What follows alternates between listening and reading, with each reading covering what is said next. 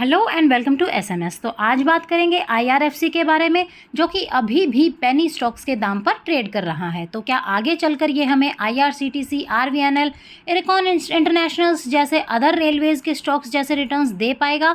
क्या ये स्टॉक भी इतना स्ट्रॉन्ग है कि आने वाले कुछ ईयर्स में ही हमें अच्छे रिटर्न्स बना के दे सकता है? तो फुल एनालिसिस करने वाले हैं इस स्टॉक के बारे में। आज हम हर एक पॉइंट को डिस्कस करेंगे, तो लास्ट तक बिना स्किप किए वीडियो को जरूर देखिएगा। एक भी पॉइंट को मिस नहीं करना है, कहीं ऐसा ना हो कि किसी इंपॉर्टेंट पॉइंट को आप मिस कर दें और वही पॉइंट आपके लिए सबसे ज़्यादा इंपॉर्टेंट हो। साथ ही साथ अगर आपने अभी तक हमारे चैनल को सब्सक्राइब नहीं किया है तो प्लीज़ हमारे चैनल को सब्सक्राइब कर लीजिए, बेल आइकन को प्रेस कर लीजिए ताकि सबसे पहले ये इन्फॉर्मेटिव वीडियोस आप तक पहुंच सकें। अगर वीडियो पसंद आए तो एक लाइक ज़रूर कीजिएगा और साथ ही साथ कमेंट सेक्शन में हमें बताते जाइएगा कि आपको वीडियो कैसी लगी है। हिस्ट्री पर अगर नज़र डालते हैं तो कंपनी इनकॉर्पोरेट की थी government of India, ministry of railways ने as an Indian railways financing arm. तो इंडियन रेलवेज़ की बहुत सी ऐसी कंपनीज़ हैं जो कि डिफरेंट काम करती हैं रेलवेज़ के लिए।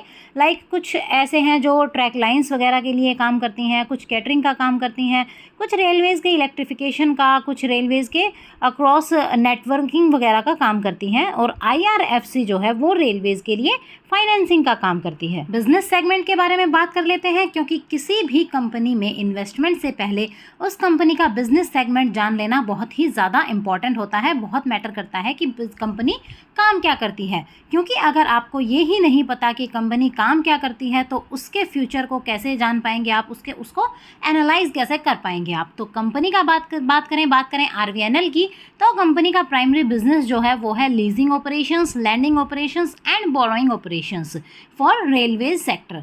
कंपनी डिटेल में देखें तो इनकी जो रोलिंग यूनिट्स हैं like locomotives, coaches, wagons, trucks, flats, electric multiple units, containers, cranes and trolleys, इन रोलिंग यूनिट्स की लीजिंग का काम कंपनी करती है और उसी से ये रेवेन्यू जनरेट करती है। और उसके साथ ही साथ इनकी लैंडिंग से और बोरोइंग से भी रेवेन्यू इनका जनरेट होता है। तो 3 मेजर ऑपरेशंस हो गए कंपनी के रेवेन्यू जनरेशन के, लीजिंग, लैंडिंग एंड बोरोइंग। तो इन ऑपरेशन से इनका फाइनेंशियल कैसे रहा ईयर ऑन ईयर वो भी देखेंगे हम।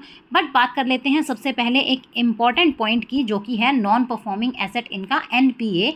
कंपनी का एनपीए बिल्कुल ही निल है। अब देखिए, किसी भी फाइनेंसिंग कंपनी को एनालाइज करने के टाइम पे एनपीए बहुत ही ज़्यादा मैटर करता है उसके ओवरऑल एनालिसिस में। और अगर किसी कंपनी में एनपीए बहुत ज़्यादा है तो कंपनी के पास एसेट्स होते हुए भी वो ना के बराबर ही होते हैं। और यहाँ अगर हम बात करें आईआरएफसी के बारे में तो एनपीए इनका बिल्कुल ही निल है। तो ये तो एक पॉजिटिव पॉइंट हो गया कंपनी के बारे में।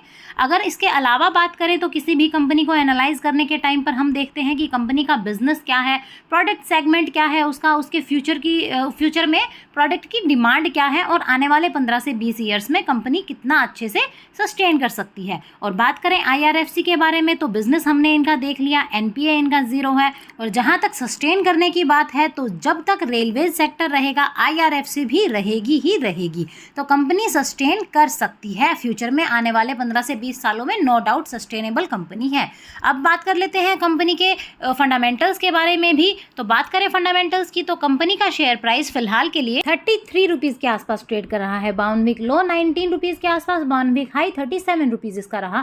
फेस वैल्यू कंपनी की 10 है तो स्टॉक स्प्लिट के चांसेस भी हैं। अगर प्राइसेस 100 to 200 के ऊपर जाते हैं तो जो स्टॉक है वो स्प्लिट भी हो सकता है। मार्केट कैपिटलाइजेशन 43,518 करोड़ रुपीस के आसपास है। डिविडेंड यील्ड भी कंपनी अच्छा प्रोवाइड करवा रही है 4.21% का। कैश फ्लो हालांकि नेगेटिव है बट कंपनी प्रॉफिटेबल है। बुक वैल्यू पर शेयर 31 रुपीज़ के आसपास है। आरओई 15.8 है, बेहतरीन है इसका, बट आरओसीई 5.11% ही है, कम है। तो ये एक नेगेटिव पॉइंट इसके अंदर है। डेप्ट कंपनी के ऊपर 3,86,733 करोड़ रुपए के आसपास है। डेप्ट इक्विटी रेशियो 8.88% का है। तो नॉर्मली जब हम देखते हैं कि डेप्ट अगर कंपनी के ऊपर 1% से ऊपर होता है तो वो एक रिस्की पॉइंट होता है हमारे लिए। बट फाइनेंशियल कंपनीज़ के ऊपर हम इस पॉइंट को नेग्लेक्ट कर सकते हैं, क्योंकि फाइनेंशियल कंपनीज़ के ऊपर डेप्ट होना कॉमन होता है।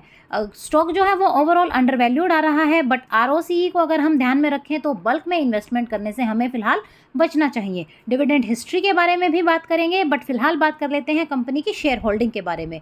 शेयर होल्डिंग अगर हम देखें तो 86% के आसपास प्रोमोटर होल्डिंग्स हैं इसके अंदर, 1.15% FII holdings, 2.62% DII holdings and 9.87% public holdings इसके अंदर है। तो प्रोमोटर होल्डिंग को इन्हें लगभग 75% तक करना होगा सीबी रूल्स के अकॉर्डिंग अगले 2 से 3 साल के अंदर। तो उस टाइम पर जब ये सेल आउट करेंगे अपने शेयर्स को तो शेयर प्राइस पर असर पड़ेगा और शेयर जो है वो गिरावट भी उसके अंदर आ सकती है। इंस्टीट्यूशनल होल्डिंग्स अगर हम देखें तो सिर्फ और सिर्फ 4% है, बहुत ही कम है।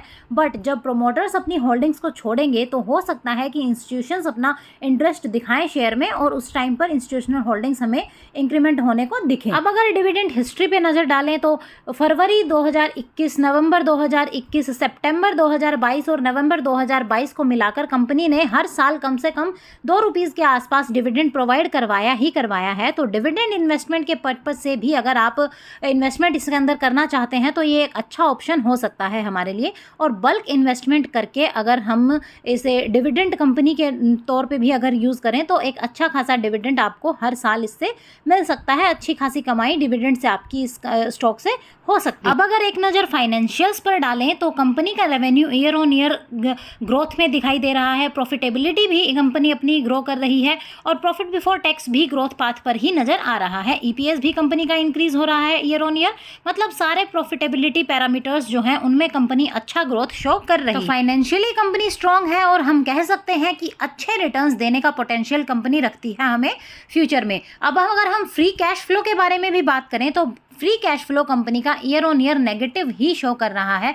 तो जनरली क्या होता है कि जनरली हम देखते हैं कि ऐसी कंपनीज जिनका फ्री कैश फ्लो नेगेटिव हो जल्दी ग्रोथ नहीं दिखा पाती हैं। बट जैसा कि हमने आपको बताया है कि फाइनेंशियली कंपनी जो होती है, जो फाइनेंस वाली कंपनी होती हैं, उनमें कैश फ्लो हमेशा नेगेटिव ही देखने को मिलता है।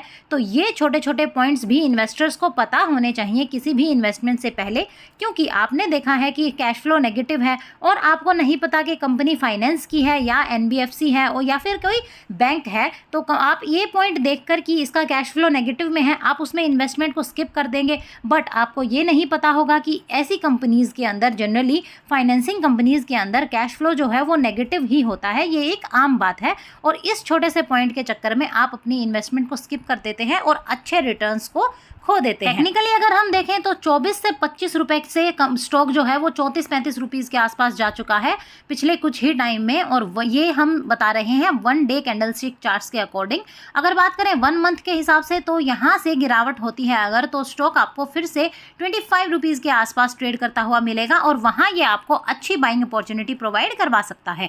हालांकि अगर ये करंट प्राइस पे सस्टेन कर गया तो आने वाले कुछ टाइम में ही 50 रुपीज़ से ऊपर ये आपको दिखेगा। ओवरऑल अगर हम देखते हैं तो कंपनी रेलवेज की बाकी कंपनीज के साथ साथ ग्रो कर रही है और फर्दर ग्रोथ के चांसेस भी कंपनी के अंदर बहुत ही अच्छे हैं। अब ध्यान दें तो कंपनी का जो स्टॉक प्राइस है वो पेनी स्टॉक वाला है, बट मार्केट कैपिटलाइजेशन कंपनी का 46,000 करोड़ रुपए के आसपास का है।